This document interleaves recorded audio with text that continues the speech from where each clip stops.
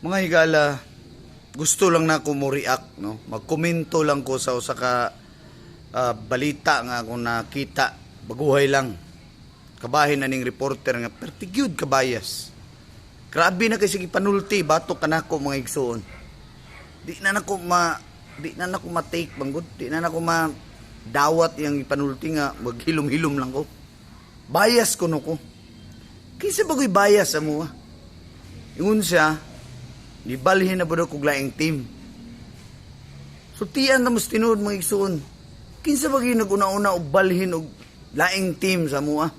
Di ba? Kanang bias nga reporter na. Siya may una ni balhin og laing team. Unyang karon ingnon niya nga ako ang bias. Usa pa. Kanang biduwa siya sa Davao Eagles. Oh, kisa may ni balhin ron. Niya karon si Lebron, Patrick Ewing, ingon niya, tiraho na po niya kay idol ako. Di mo ko mo limod na idol ako na si Lebron. Tiraho niya kay mura kunog aliwas.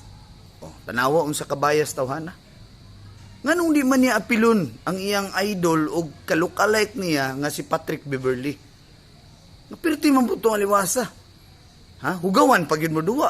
Napildi kayo, manuklod na.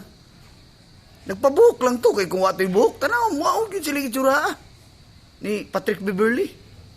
Diba? Yan karon sawayan niya kay nag-tiktok kuno ko sa dalan. Samtang gabike. Bay, gagit ka bay, pag tiktok po dias dalan bay, tanaw na to kaya na nimo. Diba? Di nimo na kaya, ano man. Hadlok ka mo gawas sa imong sakyanan bay, kay makita ka, daghan ka gitikasan bay, tikasan man ka. Hadlok man ka, basi makitaan ka tong imong mga, di na lang ko magsulti, o kinsa tong mga bayana. Ay, bayana, mga, basta ka to sila. Di na, kay mahadlok makitaan. Ya karon, ano man yung TikTok ko di abay? Ha? O ikaw, TikTok pod. Ayaw lang yun, patong sa lamisa kung mag-TikTok ka bay, kay mura yung kag bulamano. Ha? Muna kabayas ni mo bay, gusto niyo, pabortanan sa imo. Imo amang ka ng Suns, di mo na. Di diri ko sa Milwaukee Bucks.